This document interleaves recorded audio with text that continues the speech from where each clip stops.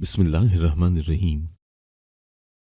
भाग जाओ ज़रमीने, चचा ने जमींदार से तुम्हारा सौदा कर दिया है। वो कमरे में बैठी थी जब उसके चचा ने आकर उसको इत्तला दी और वो घर से भाग गई। लेकिन वो नहीं जानती थी कि वो कितनी बड़ी गलती कर चुकी है। उसकी कज़न उसके बजाय खुद उस जमींदार से शादी करना चाहती थी, तभी उसने ज़रमीने को घर से भगाकर सबके सामने उसे बदनाम किया था। जमींदार हाशिम अली ज़रमीने की तलाश में निकला, जो उसे जल्द ही मिल गई थी। मैंने कुछ नहीं किया, ज़रमीने रोते हुए बोली, मगर हाशिम अली ने उसे बिस्तर पर धक्का दिया और सुबह की रोशनी अभी धुंध में लिपटी थी, लेकिन ज़रमीने जाग चुकी थी। सहन में चुपचाप झाड़ू देती, उसकी हर हरकत में बेआवाज आदतों की थकन झलकती थी। दरवाजे के पीछे पुरानी चटाई रखी थी, वहीं उसने आज बच्चों को पढ़ाना था। चचा का घर उसके लिए छत जरूर था, मगर दिल के लिए वीरान सहरा। यहाँ कोई ना सवाल करता, न कोई जवाब मांगता। वो बस थी जैसे दीवार पर लटकी पुरानी तस्वीर, जिसका होना भी आदत बन चुका हो। बीबी जी, काफ से क्या होता है? छोटे से रेहान ने तख्ती आगे कर दी। ज़रमीने ने नरम आवाज में जवाब दिया, काफ से कलम। जो तुम्हारे हाथ में है वो तुम्हारी ताकत है। बच्चों ने हंसते हुए हुरूफ दोहराए। ज़रमीने ने मुस्कुरा कर उनकी गलतियां सुधारी, मगर उसकी मुस्कुराहट आंखों तक नहीं पहुंची। कमरे के एक कोने में धूप का चमकदार दायरा फर्श पर उतरा था और वो उसी दायरे में बैठी थी।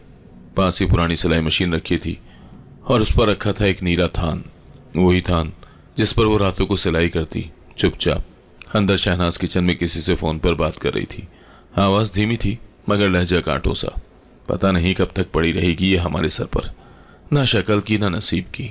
ज़रमीने ने कुछ सुना ही नहीं, और शायद सुनती भी तो चुप ही रहती। उसकी खामोशी में बरसों का जब्त था। वो शोर की आदी नहीं थी। उसी दोपहर गांव के प्राइमरी स्कूल में अचानक एक गाड़ी आकर रुकी, काले शीशों वाली सफेद वीगो। ड्राइवर ने दरवाजा खोला। बाहर निकला एक शख्स, ऊंचा कद, साफ कटा हुआ, दाढ़ी वाला चेहरा, सफेद कुर्ता और चश्मे के पीछे घनी नजरें। यह हाशिम अली था। वो स्कूल के नाजिम से मिलने आया था। नए तालीमी मंसूबे के सिलसिले में मुआयना था। हाशिम का खानदान जमींदाराना था, लेकिन उसने तालीम में दिलचस्पी लेना शुरू की थी। शायद अपने बाप के बरक्स अंदर क्लासों का जायजा लेते हुए वो एक खिड़की के सामने रुका। खिड़की से बाहर वो मंजर था। ज़रमीने बच्चों का अल्फाज सिखा रही थी। उसकी आवाज़ नरम थी और अंदाज सादा। काफ से कलम और कलम से इल्म। उसने ज़मीन पर लकीर खींचकर बच्चों को नक्शा समझाया। हाशिम की नज़रें थम गईं। न वो खूबसूरती थी जो बाजारों में बिकती थी, न वो रंग जो तस्वीरों में होता है, मगर उस लड़की में कुछ था। शायद सुकून, शायद सब्र, शायद वो खामोशी जो दिल को आवाज़ देती है। ये कौन है? उसने पास खड़े उस्ताद से पूछा। जी सर, ज़रमीने नाम है, यतीम है। यहाँ अपने चचा के यहाँ रहती है, बच्चों को शाम में पढ़ाती है, सिलाई भी करती है। बड़ी मेहनती लड़की है, मगर अपनी ही दुनिया में रहती है। हाशिम ने एक लम्हा खिड़की से पीछे हटते हुए कहा, यह लड़की कुछ खास है। वापसी पर गाड़ी में बैठा उसने बाहर नजर डाली। धूप ज़रमीने के चेहरे पर पड़ रही थी, लेकिन वह धूप से बेनियाज बच्चों की तख्ती पर उंगली फेर रही थी। अगली शाम चचा गांव के कमरे में बैठा हुक्का कुड़कुड़ा रहा था जब किसी ने दरवाजे पर दस्तक दी। दरवाजा खोला तो हाशिम का आदमी अंदर दाखिल हुआ। उसके पास एक पैगाम था। हाशिम की मां ने ज़रमीने का रिश्ता मांगा था। चचा के जहन में फौरन जमीन, हैसियत और रुतबे का ख्याल आया। आंखों में लालच की चमक थी और लबों पर मुनाफिकाना मुस्कुराहट। अल्लाह का शुक्र है, ऐसी किस्मत कहाँ हर किसी को मिलती है। मगर उसने ज़रमीने से कुछ न कहा। अंदर शहनाज ने यह सुना तो खून खौलने लगा। ज़रमीने वो जमींदार के घर की बहू बनेगी? नहीं होने दूंगी। उसकी आंखों में हसद का समंदर था। उसी रात शहनाज ने एक पुराना कागज निकाला और चचा की आवाज में जाली खत लिखा। ज़रमीने का सौदा तय हो गया है, उसे परसों शहर भेज देना है। सुबह ज़रमीने को चुपके से खत देकर कहा, तुम्हारे चचा का खत है, तुम्हें खुद ही पढ़ लेना चाहिए। ज़रमीने ने कपकपाते हाथों से खत पढ़ा, जैसे सीने में बंद न रहा। आंखें हैरत से फैली और लब खामोश रहे। वो कुछ न बोली, बस रात को चुपचाप अपनी चादर तय की और दिल के तूफान को छुपाते हुए घर के दरवाजे के पास जाकर बैठ गई। कमरे के अंदर शहनाज किसी से बात कर रही थी। चली जाएगी और अपनी इज्जत भी ले जाएगी। हाशिम मेरा होगा। ज़रमीने के अंदर सवालों की एक कतार थी, मगर वो जवाबों की तलाश में किसी से झगड़ना नहीं चाहती थी। जिस घर में मोहब्बत न हो वहाँ खामोशी बगावत से ज़्यादा बोलती है। बारिश की पहली बूंद छत की टीन से टकराई तो ज़रमीने ने नजरें खिड़की से बाहर उठा दी। कमरे में मुकम्मल अंधेरा था, मगर बाहर आसमान रोशनी से झलक रहा था। बिजली चमकती, बादल गरजते, जैसे फिजा खुद कुछ कह रही हो। उसने आहिस्ता से चादर अपने गिर्द लपेटी और पलंग के नीचे रखा हुआ छोटा सा बैग निकाला। ये बैग उसने चंद दिन पहले ही तैयार किया था, लाशऊरी तौर पर। चंद कपड़े, एक पुरानी तस्वीर, कुछ पैसे और एक छोटी सी डायरी जिसमें उसने उन बच्चों के नाम लिखे थे जो स्कूल आते थे। कमरे से निकलने से पहले उसने आखिरी बार एक नजर चारों तरफ डाली। वो कमरा जो कभी माँ बाप की गोद का साया था, आज सिर्फ अजनबी दीवारों का कैद खाना था। दबे कदमों से वो सहन में आई, चबूतरे पर चढ़ी और दरवाजा आहिस्ता से खोला। बारिश अब तेज हो चुकी थी। गांव की गलियां सुनसान थी, कहीं कहीं छतों से पानी की धारें गिर रही थीं और रास्ते की कीचड़ में कदम धंसने लगे थे, मगर जरमीने के कदम रुके नहीं। वो एक रास्ता जानती थी, वही जो पीछे खेतों से निकलकर पक्की सड़क तक जाता था। बारिश में चेहरा भीग चुका था, मगर वो बार बार अपनी चादर को मजबूती से लपेटती रही। सामने सड़क की वो रोशनी नजर आई तो वो रुक गई। एक पुरानी बस खड़ी थी, मगर वो खाली थी। ड्राइवर मौजूद नहीं था। कुछ आगे जाकर उसे एक छोटा सा ट्रक नजर आया जिस पर कपास के गट्ठे लदे थे। ट्रक के करीब एक दरमियानी उम्र का शख्स सिगरेट सुलगा रहा था। जरमीने ने हिचकिचाते हुए पूछा, भाई लाहौर जा रहे हैं? उसने पलटकर हैरत से देखा। तुम अकेली इस वक्त? उसकी आवाज में शक भी था और हैरानी भी। जरमीने ने हाँ में सर हिलाया। मुझे जाना है, बहुत जरूरी है, किराया दे दूंगी। ट्रक वाले ने कुछ देर सोचा, फिर कहा, चलो बैठ जाओ, पीछे जगह है, गीली होगी मगर पहुंचा दूंगा। जरमीने ने बैग को सीने से लगाया और पीछे कपास के गट्ठों के बीच बैठ गई। ट्रक की रोशनी जैसे अंधेरे को चीरती लाहौर की तरफ बढ़ने लगी। रास्ते में जरमीने ने छत की तरफ देखा। हर कतरा जैसा एक फैसला था। उसने कुछ बोलने की कोशिश की, फिर खुद को खामोश कर लिया। जबान पर बहुत कुछ था, मगर अब सुनने वाला कोई न था। पीछे गांव में सुबह होने से पहले ही शहनाज की जबान चल पड़ी थी। जी हाँ, रात को चुपके से निकली है। कोई अकेली लड़की इस वक्त घर छोड़ती है? वो मोहल्ले की औरतों से कह रही थी। हम तो भूल ही गए थे कि उसका असल रंग क्या है। लोग दरवाजे पर खड़े थे, कुछ चाय के कप हाथ में लिए, कुछ आंखों में सवाल लिए। एक औरत बोली, शहनाज, कुछ पता है, कहाँ गई? शहनाज ने शान से शाने उचकाए, पता नहीं, शायद किसी के साथ गई हो। मेरा तो दिल पहले से ही मुतमईन नहीं था। चचा चुप बैठा था। वो जानता था कि अगर कुछ कहा तो मामला बिगड़ जाएगा। सिर्फ इतना बोला, शायद किसी से डर गई हो, मगर किसी ने उसका जुमला पूरा नहीं सुना। उधर लाहौर के दाखिली इलाके में सुबह की हल्की रोशनी ने आसमान को नीला करना शुरू किया था। ट्रक एक वर्कशॉप के पास रुका। ड्राइवर ने पीछे जाकर जरमीना को जगाया। बीबी, आ गया, अब मैं इधर से आगे नहीं जा सकता। जरमीने ने शुक्रिया अदा किया और नीचे उतरकर इर्द गिर्द देखा। आसपास छोटे मोटे दर्जी खानों और वर्कशॉप्स की कतार थी। वो एक तरफ चल पड़ी जहां दूर से औरतों के दुपट्टे लहराते दिखाई दे रहे थे।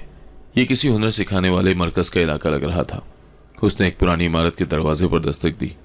अंदर से एक बूढ़ी औरत ने दरवाजा खोला। जी बेटी, जरमीने ने कहा, मैं दर्जन हूँ, काम की तलाश में आई हूँ, रहने को जगह भी चाहिए। बूढ़ी औरत ने उसकी हालत देखी, गीले कपड़े, थकन से चूर चेहरा और आंखों में नींद की जगह एक भटकी हुई रोशनी। अंदर आ जाओ, तुम जैसी कई बच्चियां आती हैं यहाँ।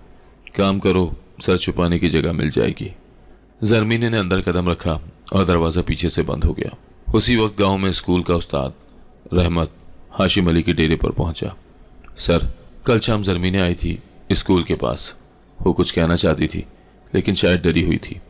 हाशिम ने संजीदगी से पूछा, क्या कहा उसने? बस इतना कहा कि अगर कल ना आ सकी तो बच्चों को मेरा सलाम देना। हाशिम ने यह सुना तो लम्हा भर को कुछ समझ ना आया। फिर उसने गाड़ी का दरवाज़ा खोला और कहा, लाहौर जाना है, पता करो कहाँ काम मिलता है उन लड़कियों को जो दर्जी हों और अकेली हों। ड्राइवर ने सवाल किया, सर कोई पता है? हाशिम ने सर हिलाया, नहीं, लेकिन जिसे ढूंढना हो उसका पता खुद रास्ता दे देता है। जरमीने के सफ़र की पहली रात मुकम्मल हो चुकी थी, लेकिन असल सफ़र अभी बाकी था। हाशिम अली सुबह फजर के वक्त अपने डेरे पर पहुंचा तो माँ ने दरवाजे पर ही खबर दे दी, जरमीने रात को घर छोड़कर चली गई है, कोई पता नहीं कहाँ गई है। उसने एक लम्हा माँ के चेहरे की तरफ देखा, फिर सर झुका लिया। मुट्ठियों में तनाव आ गया, उंगलियों के बंद सफ़ेद हो गए, मगर जबान पर एक लफ्ज़ ना आया। वो अंदर गया, कमरे में बैठा और चंद सानिये के बाद आहिस्ता से बोला, मेरी मंगेतर। माँ खामोश रही। हाशिम ने धीरे से जुमला दोहराया, मेरी मंगेतर भाग गई। उसके बाद घर में एक अजीब सी खामोशी छा गई। सिर्फ हाशिम के कदमों की आवाज़ें थी जो हर कुछ देर के बाद कमरे से बाहर निकलकर सहन में फैला था, जैसे खुद को संभालने की कोशिश कर रहा हो। उस दिन के सूरज ने गांव में कुछ नया फैला दिया था। मोहल्ले के तरो दीवार जैसे किसी राज का चर्चा करते फिर रहे थे। दरख्तों के साए भी लंबे हो गए थे, जैसे बातों का बोझ उठाए हुए हों। दुकान पर बैठे हफीज ने बात निकाली। पता चला जमींदार की मंगेतर रातों रात गायब हो गई। पास बैठा नदीम हंसा। हाँ जी, बड़ी तहजीब वाली लड़की थी ना, देख लिया सबने।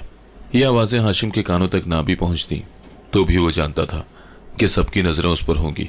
इज्जत एक ऐसी चीज थी जो हाशिम जैसे शख्स के लिए सिर्फ नाम नहीं, सिक्का थी। और अब वो सिक्का झुंझुना रहा था। उसी दोपहर वो स्टोर रूम गया जहां पुरानी फाइलें और कागजात रखे जाते थे। एक खिड़की के किनारे खड़े होकर उसने दूर खेतों की तरफ देखा, फिर एक नोटबुक निकाली, कुछ लिखा और किसी को आवाज दी। नईम, आओ मेरे साथ। नईम, उसका पुराना मददगार, फौरन हाजिर हो गया। जी सर, लाहौर जाना है। कुछ जगहों की लिस्ट बनाओ, हॉस्टल, दर्जी के मराकज, औरतों के इदारे, जहां भी वो हो सकती है तलाश करनी है। नईम ने हैरत से पूछा, सर आपको यकीन है कि वो खुद गई है या किसी ने? हाशिम ने उसकी बात काटी। पता नहीं, लेकिन ये तय है कि वो खुद से गई है या मजबूर होकर। दोनों सूरतों में तलाश मेरा काम है। शाम तक वो रवाना हो चुके थे। लाहौर पहुंचकर पहला पड़ाव अंदरूनी शहर की एक पुरानी गली थी जहां एक हुनर मरकज के बारे में सुना था। वहां जाकर बूढ़ी मुंतजिमा से पूछा, जी हम हर हफ्ते कई लड़कियों को रखते हैं, काम सिखाते हैं, पैसे देते हैं। उसने रजिस्टर खोला। आप किसका पूछ रहे हैं? हाशिम ने कोई तस्वीर नहीं दी, सिर्फ नाम लिया, जरमीन। बूढ़ी ने सोचा, जरमीन? 2 दिन पहले एक लड़की आई थी, लेकिन उसने नाम नहीं बताया। बस कहा कि दर्जी हूं, शलवार कमीज सीनी आती है, मुझे उसे देखना है। बूढ़ी औरत ने कहा, अभी तो वो छुट्टी पर गई है, बाजार गई है कपड़ा लेने। हाँ बैठे, आ जाएगी तो बता दूंगी। हाशिम ने चाय कबूल की, मगर दरवाजे पर नजरें जमाए रखी। तब तक गांव में शहनाज ने बात फैला दी थी। औरतों के हुजूम में वो कहती, क्या इज्जत रह गई हाशिम अली की? ऐसी लड़की का क्या भरोसा जो रात को घर छोड़ दे। चंद दिन में चचा के पास हाशिम के खानदान का कोई पैगाम नहीं आया। शहनाज चुपचाप नई चादरें सिलवाती रही। हर दिन उसकी आंखों में एक नया ख्वाब पलता कि शायद अब वही हाशिम के काबिल बन चुकी है। उधर लाहौर में हाशिम ने 3 दिन में 8 जगह छानी थी। हर बार एक जैसे सवाल, एक जैसे चेहरे, एक जैसी नफी, मगर हार मानने वालों में से वो न था। धूप लाहौर की गलियों में सुनहरी धार की तरह फैली हुई थी। कपड़ों की परचून मार्केट में लोग गहमा गहमी से कपड़ा तोल रहे थे, सूट पसंद कर रहे थे। मशीनें सिलाई की आवाज़ों से गूंज रही थी। हाशिम अली की गाड़ी एक गली में आकर आहिस्ता हो गई। वो अगले पत्थर पर बैठे एक लड़के से बोला, इधर कोई दर्जियों की वर्कशॉप है? लड़की ने उंगली से आगे इशारा किया। जी साहब, वहाँ पिछली गली में औरतें काम करती हैं। कुछ दिन से एक नई आई है, बड़ी चुप रहती है। हाशिम ने सर हिलाया और गाड़ी आहिस्ता चलाते हुए गली में दाखिल हुआ। सामने एक पुराना दर्जी खाना नजर आया। अंदर कपड़े के थान और पुरानी मशीनें लगी हुई थी। एक तरफ चारपाई पर एक लड़की सर झुकाए काम कर रही थी। उसका दुपट्टा चेहरे पर झुका हुआ था और हाथों में कपड़े की कमीज। हाशिम की नजरें वहीं थम गई। गाड़ी एक झटके से रुकी। दरवाजा खोलकर नीचे उतरा।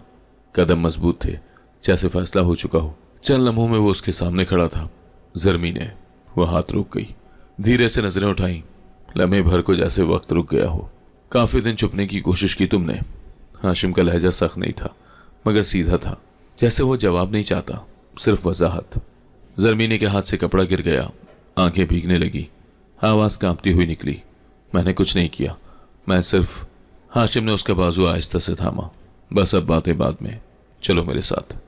वो पीछे हटी। नहीं प्लीज, मैं वापस नहीं जा सकती। जरमीने, गांव वाले क्या कहते हैं, क्या सोचते हैं, सब देख चुका हूं, लेकिन मैं सिर्फ एक बात जानता हूं, तुमने खामोशी से खुद को छुपाया, मगर तुम्हारी खामोशी बोलती रही है। अब मैं और बर्दाश्त नहीं करूंगा। इससे पहले कि वो कुछ और बोलती, उसने गाड़ी का दरवाजा खोला। चलो, यहां से निकलना होगा। दर्जी खाने की मालकिन जो कोने में बैठी थी, वो आकर बोली, साहब ये लड़की बड़ी शराफत से काम करती है, कोई तंगी नहीं दी। हाशिम ने कहा, मैं इसकी इज्जत वापस लेने आया हूं, ना कि ले जाने। जरमीने ने सिर्फ एक बार पीछे मुड़कर देखा। वो चारपाई, वो मशीन, वो खामोशी जहां उसने खुद को छुपा लिया था। फिर वो गाड़ी में बैठ गई। गाड़ी लाहौर की सड़कों पर दौड़ रही थी, मगर दोनों खामोश थे। हवा तेज थी, पर गुफ्तगू रुकी हुई। कुछ दूर जाकर हाशिम ने कहा, जो तुम्हारे साथ हुआ वो मैं नहीं जानता, लेकिन मैं ये मानने को तैयार नहीं हूं कि तुमने अपनी मर्जी से कुछ किया। जरमीने ने खिड़की से बाहर देखते हुए कहा, मुझे लगा मुझे खुद को बचाना है, किसी ने नहीं पूछा कि मैं क्या चाहती हूँ। सबने अपने फैसले मुझ पर थोपे। अब मैं तुमसे पूछ रहा हूँ ज़रमीने। वो हल्का सा मुस्कुराई, एक तलख सी मुस्कुराहट। अब कुछ बाकी नहीं, सिर्फ इज्जत का बोझ रह गया है। गाड़ी एक पुरानी इमारत के सामने रुकी जो हाशिम के शहर के ज़ाती बंगले का हिस्सा थी। वो उसे अंदर ले गया। कमरा सादा मगर साफ सुथरा था। एक तरफ लकड़ी की मेज़, दीवार पर पुरानी तस्वीर और खिड़की से आती हवा में घर की खुशबू। यहाँ रहो जब तक तुम चाहो, हाशिम ने दरवाजे के पास खड़े होकर कहा। ज़रमीने ने हैरत से देखा। क्यों, तुम्हें क्या मिलेगा? मैं अपनी अना से तुम्हें सज़ा नहीं देना चाहता ज़रमीने। तुमने जो किया वो मजबूरी हो या फैसले का हिस्सा, मैं उससे ज़्यादा तुम्हें जानता हूँ। वो आहिस्ता से बैग रखकर बैठ गई। कमरे में सुकून था और दरवाजे पर खड़े हाशिम के कदम भी अब हल्के हो चुके थे। बाहर गली में शाम हो चुकी थी। अज़ान की आवाज़ गूंज रही थी। लाहौर के इस घर में पहली बार ज़रमीने ने अपने आप को महफूज महसूस किया। बगैर किसी सवाल के, बगैर किसी इल्ज़ाम के, हाशिम ने गाड़ी की चाबी मेज़ पर रखी और बोला, जब तुम कहना चाहो तब बात करना, अभी सिर्फ आराम करो। दरवाज़ा बंद हुआ, मगर वो कैद का दरवाज़ा नहीं था। वो एक नई जगह का आगाज़ था जहाँ खामोशी इल्ज़ाम नहीं थी, सिर्फ मोहलत थी। सुबह की रोशनी जब ज़रमीने ने आंखों पर महसूस की तो कमरा नया लगा। लाहौर से वापसी पर हाशिम ने उसे सीधा डेरे के उस हिस्से में रखा था जो बरसों से बंद पड़ा था। कमरा साफ था, दीवारें सफ़ेद मगर खिड़कियों पर सलाखें थी। बाहर खेत नजर आते थे और दूर कहीं पानी की मोटरें चलने की आवाज़ आती थी।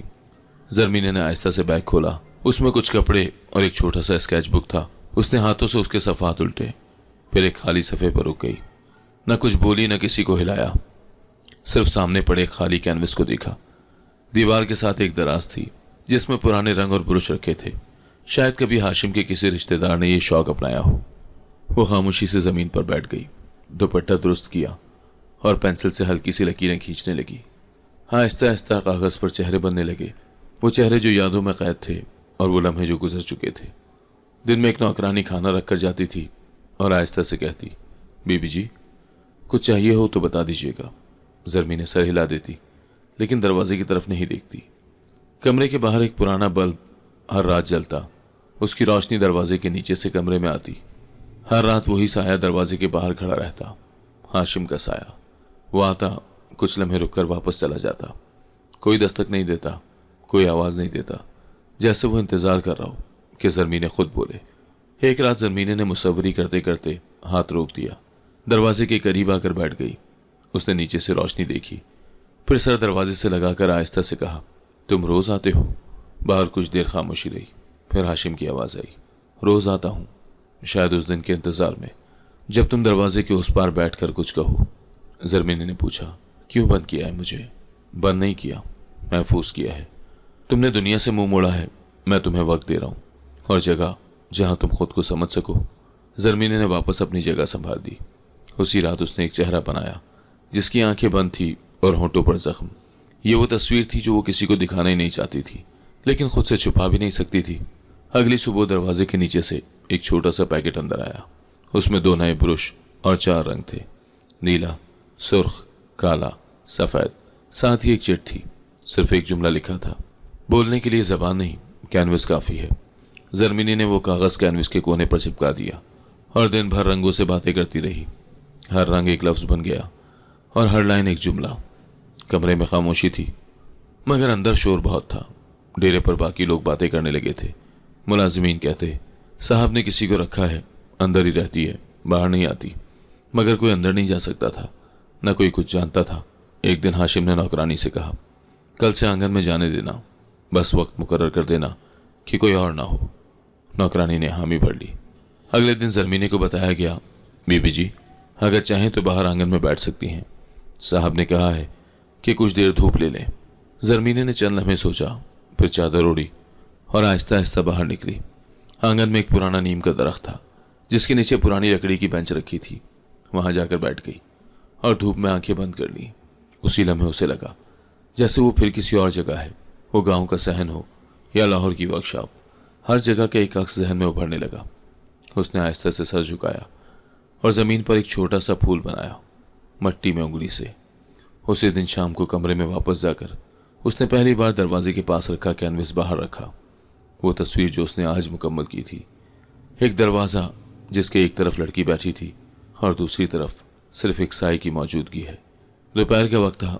बाहर आंगन में नीम के दरख्त से झड़ते पत्ते जमीन पर आहिस्ता आहिस्ता गिरते जा रहे थे। जरमीने आज कमरे के अंदर थी। उसने कई दिन के बाद अपना बैग खोलने का फैसला किया, जिसे वो लाहौर से वापसी पर एक तरफ रखकर भूल गई थी। बैग खोलते ही एक पुरानी कॉपी जिसका कवर मुड़ा हुआ था नीचे फर्श पर गिर गई। जरमीने ने झुककर उठाया। उसे लगा कि शायद उसकी कोई पुरानी नोटबुक होगी, मगर जैसे ही उसने पहला सफ़ा पलटा, पहला जुमला देखकर वो ठटक गई। आज जरमीने को वो जाली खत दिया। अब वो खुद ही भाग जाएगी। मुझे बस हाशिम से शादी करनी है। जरमीने की आंखें साकत हो गईं। उसने चंद सफ़े और पलटे। हर सफ़े पर वही तलखी, वही साजिश और वही नापाक ख्वाहिशात जिनका उसे कभी गुमान भी न हुआ था। कल रात चचा की मोहर चोरी से कॉपी की। कागज़ ऐसे रखा जैसे उसने खुद लिखा हो। जरमीने को जैसे ही वो खत मिलेगा वो भागेगी और हाशिम वो मुझ पर तवज्जो देगा। जरमीने की उंगलियां कॉपी के किनारे पर रुक गईं। दिमाग जैसे सुन हो गया हो। उसने दीवार से टेक लगा दी। एक खामोश सी सांस छाती से निकली, जैसे अंदर कोई बोझ हल्का हुआ हो, लेकिन दर्द और गहरा। उसे याद आया वो दिन जब शहनाज ने उसे खामोशी से वो कागज़ दिया था, जब वो सच जाने बगैर सिर्फ खौफ की बुनियाद पर फैसला कर बैठी थी।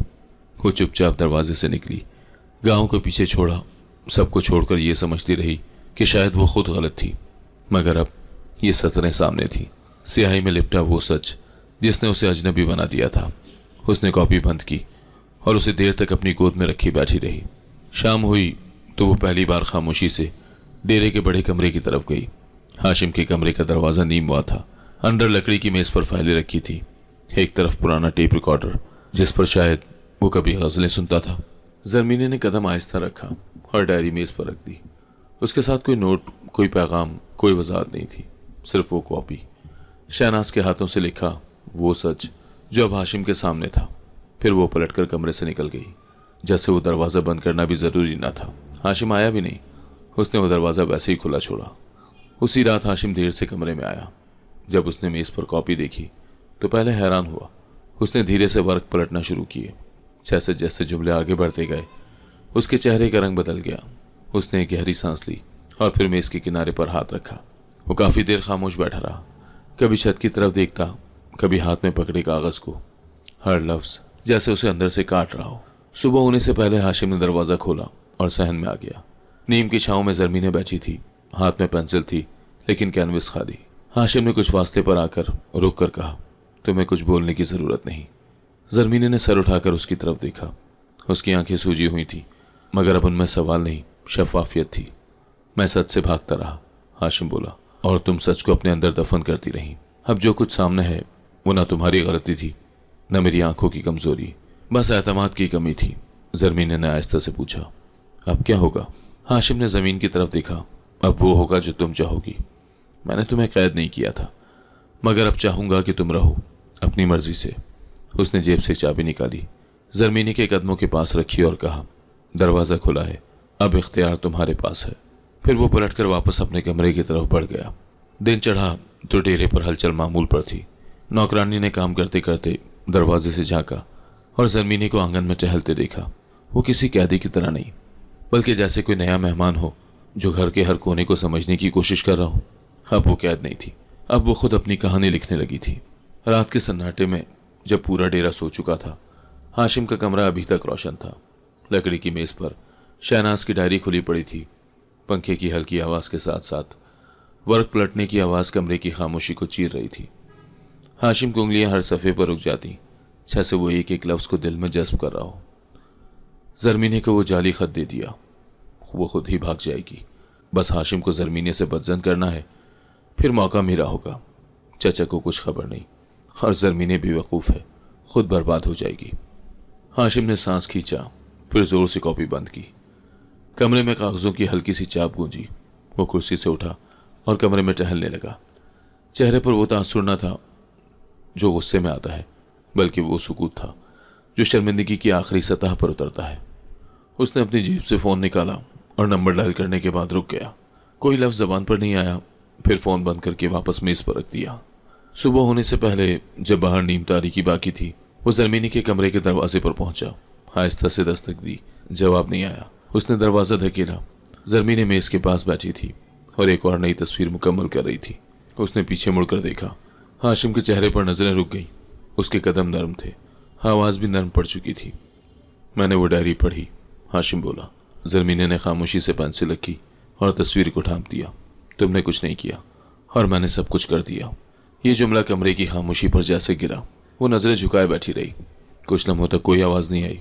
हाशिम ने आगे बढ़कर कुर्सी खींची और जरमीने के मुकाबिल बैठ गया।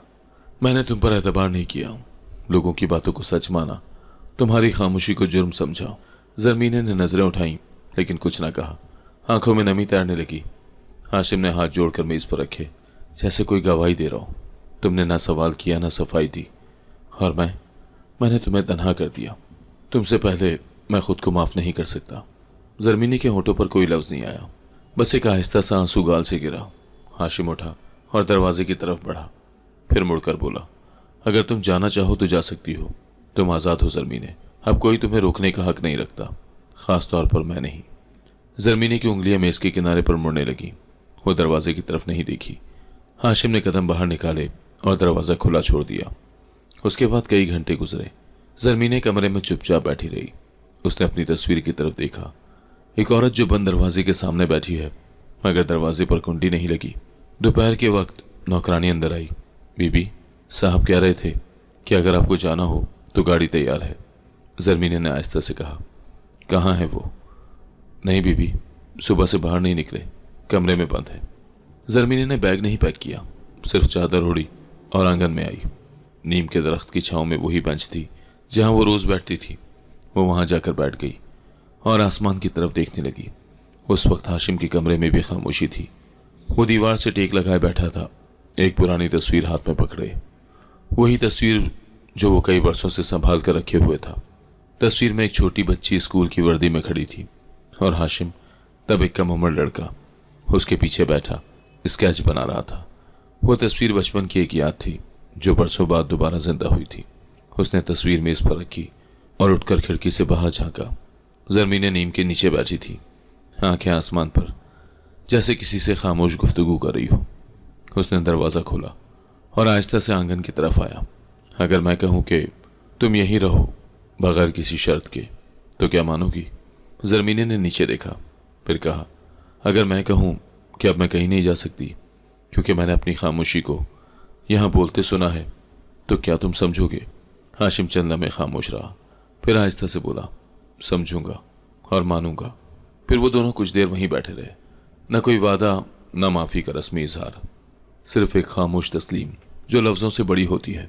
डेरे पर अगली सुबह कुछ मुख्तलिफ थी। जरमीने ने नाश्ता अपने कमरे में नहीं, आंगन में किया।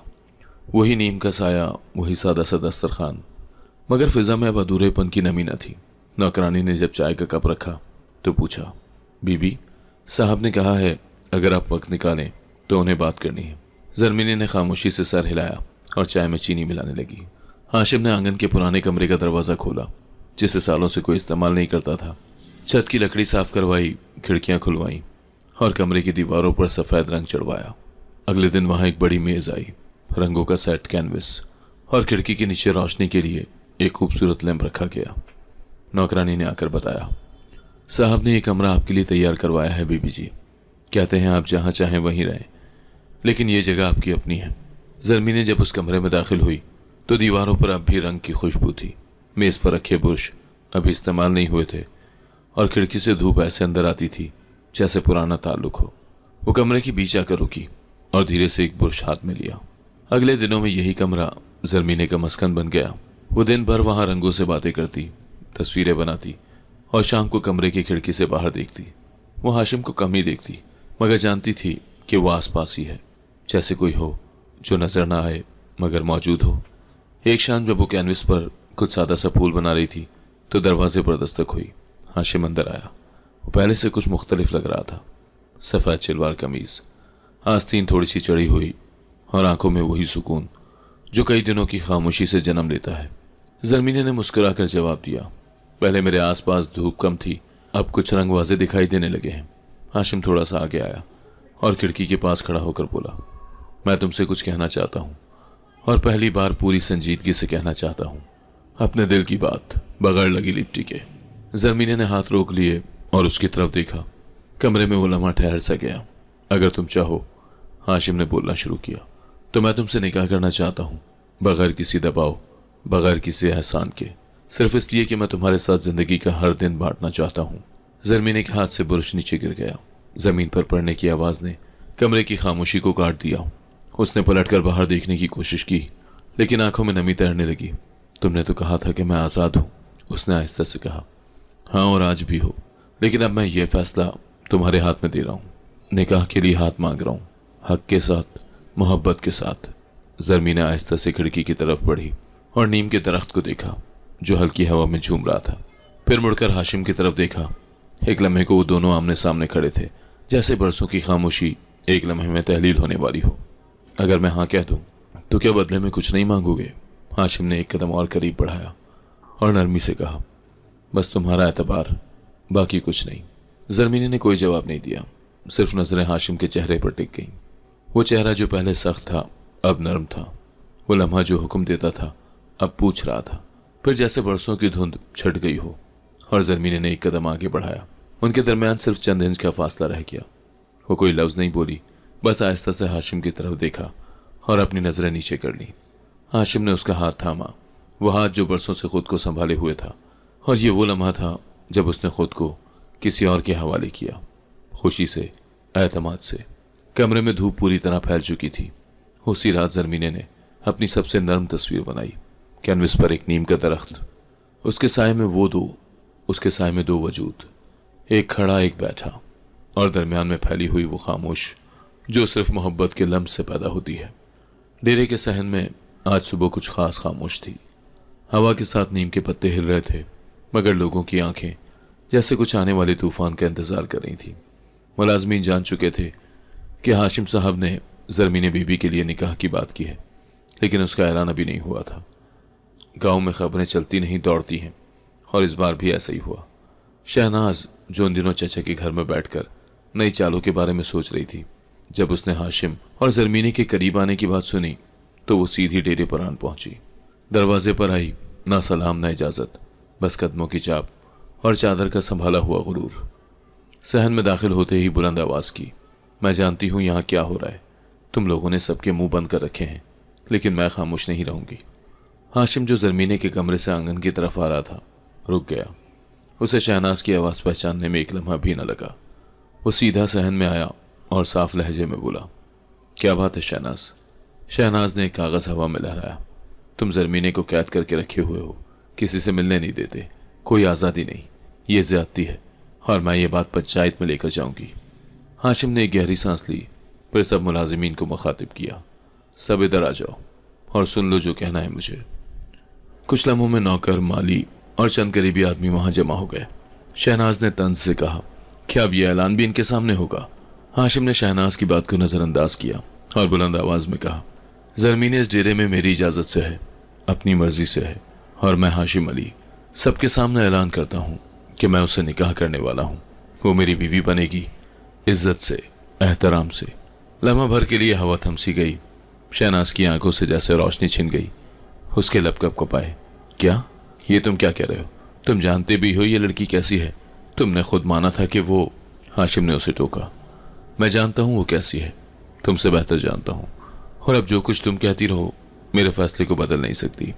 शहनाज की आंखें लाल हो गईं, मगर अब वो कुछ कहने की पोजीशन में नहीं थी। उसने दुपट्टा दुरुस्त किया और तेज कदमों से वापस मुड़ गई। उसके जाने के बाद हाशिम ने सब मुलाजिमीन को देखा। ये घर अब मेरा और जरमीने का है। जो यहाँ रहेगा वो इस रिश्ते की इज्जत करेगा, वरना वो दरवाज़ा सबके लिए खुला है। कोई कुछ ना बोला, सब ने सरों से इकरार किया और मुंतशिर हो गए। अंदर जरमीने खिड़की के पीछे खड़ी सब कुछ सुन रही थी। उसने दरवाज़ा नहीं खोला, न कुछ कहा, मगर उसके हाथ में पकड़ा बुरुश लरजने लगा। उसने कैनविस पर बस एक मोटी सी लकीर खींची, सुर्ख, सीधी, जैसे किसी फैसले की निशानी हो। अगले दिन गांव में हलचल थी। कुछ हिमायत में बोले, कुछ खामोश हो गए। पुराने जमींदार दोस्तों ने हाशिम को फ़ोन किया, किसी ने तंज किया, किसी ने मशवरा दिया। हाशिम ने जवाब दिया, वो एक लड़की नहीं, मेरा इंतखाब है। शाम को चचा डेरे पर आया, चेहरे पर एक रस्मी मुस्कुराहट। बेटा, बात सुनी है, तुम्हें यकीन है अपने फैसले पर? हाशिम ने जवाब दिया, चचा यकीन ना होता तो छुप कर रखता, सबके सामने ना कहता। चचा खामोश हो गया। वो जान गया था कि ये वो हाशिम नहीं है जो किसी का हुक्म माने। अब वो फैसला सुनाता था। उसी शाम जब हाशिम जरमीने के कमरे के बाहर आया तो दरवाजा खुला था। जरमीने जमीन पर बैठी तस्वीर मुकम्मल कर रही थी। इस बार दरख्त नहीं, दरवाजा नहीं, दो हाथ थे एक दूसरे को थामे हुए। हाशिम ने आहिस्ता से पूछा, यह आज का ऐलान है? जरमीने ने नजरें उठाई और आहिस्ता से कहा, यह उस लम्हे का मंजर है जब सब कुछ सुनकर भी खामोश रहने को दिल ना चाहे। हाशिम ने कदम आगे बढ़ाया और उसके बराबर में बैठ गया। यह हाथ मैं जिंदगी भर थामना चाहता हूं। क्या तुम अब भी निकाह के लिए हाँ नहीं कहोगी? जरमीने ने इस बार इनकार नहीं किया, न चेहरे से न खामोशी से। और यूं गांव में एक नई कहानी ने जन्म लिया। एक ऐसी कहानी जिसका आगाज बदनामी से हुआ और अंजाम इज्जत के ऐलान पर खत्म नहीं बल्कि शुरू हुआ। निकाह सादा था, गवाह महदूद, मगर ऐलान वाज़ेह। मस्जिद के पुराने इमाम ने कलमे पढ़ाए और हाशिम ने जरमीने के हाथ पर चुपचाप कबूलियत की मोहर रख दी। न शहनाई बजी न कोई बैंड चला, लेकिन जो लफ्ज़ अदा हुए थे वो पुख्ता थे और उनसे बंधी जिंदगी अब एक नया रुख इख्तियार कर चुकी थी। निकाह के दूसरे दिन डेरे पर चाय के बर्तन, दर्जी को बुलाना और कुछ नया सामान आना शुरू हो चुका था, लेकिन जरमीने ने किसी किस्म की नुमाइश का मुतालबा ही नहीं किया। उसने पुरानी चादर उतार कर सिर्फ रंग बदले, शख्सियत नहीं। वो वही रही जिसने सादगी में जिंदगी का मतलब सीखा था। हाशिम ने एक छोटा सा कमरा पढ़ाने के लिए दिया जो पहले स्टोर रूम हुआ करता था। जरमीने ने उसे बच्चों के लिए खोल दिया। मोहल्ले के, मज़ारों के, सबके। रोज़ाना दोपहर में वो चारपाइयों पर बैठकर बच्चों को उर्दू, हिसाब और साफ लिखाई सिखाती। उसका अंदाज नरमी से भरा हुआ था लेकिन उसूली। एक दिन जब वो बच्चों से स्वाद से सब्र और शीन से शुक्र लिखवा रही थी, हाशिम दरवाजे के पीछे खड़ा सुन रहा था।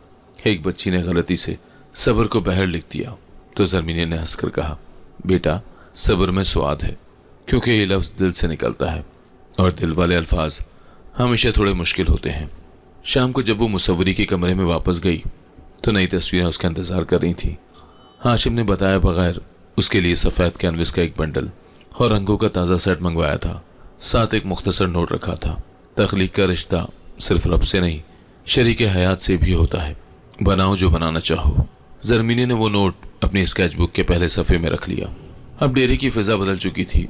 सुबह में तालीम, दोपहर में मुसव्वरी और रातों में कभी कभार हाशिम के साथ छत पर चाय। दोनों अक्सर चुप रहते, लेकिन इस खामोशी में बेरुखी नहीं, कुर्बत थी। एक रात जब बारिश होने वाली थी, जरमीने छत पर कपड़े समेट रही थी। हाशिम आया और बोला, आज बहुत बरसने वाला है। जरमीने ने आसमान की तरफ देखा। हाँ, मट्टी खुश होगी। फिर वो रुकी। पहले बारिश से डर लगता था, अब लगता है जैसे दिल साफ करती है। हाशिम ने कहा, मोहब्बत की भी यही खासियत है, अगर खामोश हो तो भी अंदर कुछ धो देती है। उसी शाम जब वो नीचे आए तो जरमीने ने हाशिम से कहा, मैं चाहती हूँ इस साल इन बच्चों के लिए किताबें और बस्ते लूँ जो फीस नहीं दे सकते। हाशिम ने सिर्फ इतना कहा, नाम बता देना, बाकी मेरा काम है। इस नई जिंदगी में रस्में कम थी मगर अज़म ज्यादा। जरमीने ने कभी डेरे की रानी बनने का दावा ही नहीं किया, मगर उसका अमल साबित कर रहा था कि वो इस घर की बुनियादों में शामिल हो चुकी है। एक दिन हाशिम के दोस्त सिकंदर, जो शहर से आए थे, डेरे पर मिलने आए। उन्होंने जरमीने को सहन में बच्चों को पढ़ाते देखा। हाशिम से कहा, ये वही लड़की है जिसकी तुमने इतनी तारीफें की थी। वाकई तुमने सिर्फ शरीके हयात नहीं, एक मुकम्मल इंसान चुना है। हाशिम ने मुस्कुराकर जवाब दिया, वो खुद मुकम्मल थी, मुझे बस देखने की ज़रूरत थी कि खामोशियाँ भी बोलती हैं। जरमीने ने उन दिनों में कई तस्वीरें बनाई। एक औरत खिड़की के पास खड़ी है, बारिश देख रही है। एक दरख्त जिसके नीचे बच्चे बैठे पढ़ रहे हैं। एक घर जिसके दरवाजे पर सिर्फ एक चिराग जल रहा है मगर रोशनी पूरे सहन में है। उन तस्वीरों की एक छोटी सी नुमाइश हाशिम ने शहर के मकामी स्कूल में लगवाई। जरमीने वहाँ नहीं गई मगर उसका नाम सबने सुना। एक रात जब सब सो चुके थे, हाशिम ने जरमीने से पूछा, कभी दिल चाहा कि तुम भी शहर में रहो, कुछ बड़ा करो? जरमीने ने जवाब दिया, बड़ा वो नहीं जो नजर आए हाशिम, बड़ा वो है जो दिल में उतर जाए। मेरे लिए बच्चों की मुस्कुराहट, तुम्हारी खामोशी और मेरी मुसव्वरी, यही सब कुछ है। हाशिम ने सिर्फ एक जुमला कहा, तो फिर यही हमारी दुनिया है, मुकम्मल और हमारी मर्जी की बनी हुई। डेरे की जिंदगी में अब सुबह शाम एक खास तरतीब थी। न कोई सवाल न जवाब, बस एक साथ था जो शोर नहीं मचाता मगर हर कदम पर मौजूद होता है। एक खामोश मगर भरपूर रिश्ता जिसे सिर्फ वही समझ सकते हैं जिन्होंने बरसों का फासला खामोशी से तय किया हो। डेरे पर आज जरमीने का मामूल बदला हुआ था। हाशिम शहर गया हुआ था और जरमीने ने सोचा कि स्टोर रूम की सफाई कर ली जाए, जो काफ़ी दिनों से बंद पड़ा था। ये वही स्टोर था जहां बचपन की कई पुरानी चीज़ें बंद थीं। संदूक, टूटे खिलौने, पुराने बर्तन और लकड़ी की खस्ता मेज़ें। उसने एक नौकरानी के साथ दरवाज़ा खोला। मिट्टी की बू कमरे में फैली हुई थी। दीवारों पर मकड़ी के जाल, फर्श पर धूल। जरमीने ने चादर कसकर लपेटी और अंदर दाखिल हो गई। कोने में एक लकड़ी का पुराना संदूक रखा था। उस पर लिखा था ज़ाती चीज़ें, हाशिम अली। जरमीने ने झुककर उसे खोला। अंदर कपड़े नहीं, कुछ फाइलें थीं, चंद पुरानी कॉपियां और एक लिपटा हुआ कैनवस। वो रुक गई, थोड़ी देर सुस्त हुई, जैसे किसी याद ने छू लिया हो। उसने कैनवस आहिस्ता से खोला। तस्वीर सामने आई। एक बच्ची जो जमीन पर बैठी है और एक बच्चा उसकी तस्वीर बना रहा है। बच्ची के चेहरे पर मुस्कुराहट थी, बालों में 2 चोटियां और आंखों में वही चमक जो जरमीने अपने बचपन की तस्वीरों में देख चुकी थी। वो सीधी होकर बैठ गई, तस्वीर को गौर से देखा और बेख्तियार कहा, ये तो मैं हूं। अगले लम्हे वो तस्वीर लेकर अंदर आई, सीधा हाशिम के कमरे में। वो अभी लौट कर आया ही था, हाथ में मोबाइल था। जरमीने ने कैनवस उसके सामने रखा। ये कहाँ से आई? हाशिम ने एक लम्हा तस्वीर को देखा, फिर जरमीने को। चेहरे पर एक छुपी हुई मुस्कुराहट आ गई। ये मैंने खुद बनाई थी, बरसों पहले। जरमीने हैरत से बोली, लेकिन ये लड़की, ये तो मैं हूं। हाशिम ने आहिस्ता से सर हिलाया। हाँ, तुम हो। मैं बचपन में तुम्हारे मोहल्ले आया था अपनी दाया के साथ। तुम एक दरख्त के नीचे बैठी थी, जमीन पर कुछ लिख रही थी। मैंने वो मंजर दिल में कैद कर लिया। वो मेरे जहन में उतरी और कभी निकली ही नहीं। जरमीने चंद लम्हे खामोश रही, फिर आहिस्ता से बोली, तुमने कभी बताया ही नहीं? हाशिम मुस्कुरा कर बोला, कुछ यादें आवाज से नहीं, आंखों से बयान होती हैं। मैं नहीं जानता था कि वो बच्ची वही होगी जो कभी मेरी जिंदगी बन जाएगी, लेकिन वक्त ने खुद ये राज खोला। जरमीने की आंखें भीगने लगी। उसने तस्वीर को दोबारा देखा, जैसे बरसों बाद अपना भूला हुआ अक्स मिला हो। उसी शाम हाशिम ने वो तस्वीर फ्रेम में लगाकर जरमीने के मुसव्वरी वाले कमरे में टांग दी। जरमीने ने मज़ाहिया अंदाज में कहा, तुमने मुझे मेरे बचपन से ही जाना। ये तो धोखा हुआ। हाशिम ने क्या कहा लगाया, मोहब्बत में पहले जानना, बाद में महसूस करना, शायद इसी को किस्मत कहते हैं। दोनों की रफ्तार नरम हो गई थी। जरमीने अब बच्चों को नई तस्वीरें सिखाने लगी। उसने उन्हें बताया कि हर कैनवस में एक कहानी छुपी होती है और बाज़ कहानियां बरसों बाद पूरी होती हैं। बच्चों को अंदाजा ही नहीं था कि उनकी मिस जरमीने खुद एक अधूरी तस्वीर का मुकम्मल फ्रेम बन चुकी थी। एक दिन जरमीने ने मुसव्वरी के कमरे में एक नई तस्वीर शुरू की। एक बच्चा और बच्ची नीम के दरख्त के नीचे बैठे, एक दूसरे के सामने। दरमियान में खुली जमीन, आसमान जिस पर परिंदे उड़ रहे थे। तस्वीर के नीचे सिर्फ एक सतर लिखी, मोहब्बत कभी जोर से नहीं आती, वो खामोशी से दिल में उतरती है, जैसे बारिश मट्टी को छुए बगैर उसे महका देती है। जब हाशिम ने यह तस्वीर देखी तो उसने कोई तबसरा नहीं किया, बस तस्वीर को हाथ से छुआ और आहिस्ता से कहा, शुक्रिया जरमीने, तुमने मेरा बचपन, जवानी और जिंदगी सब संवार दी है। जरमीने ने कुछ नहीं कहा। उसके चेहरे पर एक मुस्कुराहट थी, वही जो बरसों पहले उसकी तस्वीर में मौजूद थी और आज हकीकत में मुकम्मल और पुख्ता हो चुकी थी। अगर आपको आज की कहानी पसंद आई है तो वीडियो को जरूर लाइक कीजिएगा और अपने दोस्तों के साथ भी शेयर कीजिएगा। और हाँ, अगर आपने अभी तक हमारा चैनल सब्सक्राइब नहीं किया तो जरूर सब्सक्राइब करें।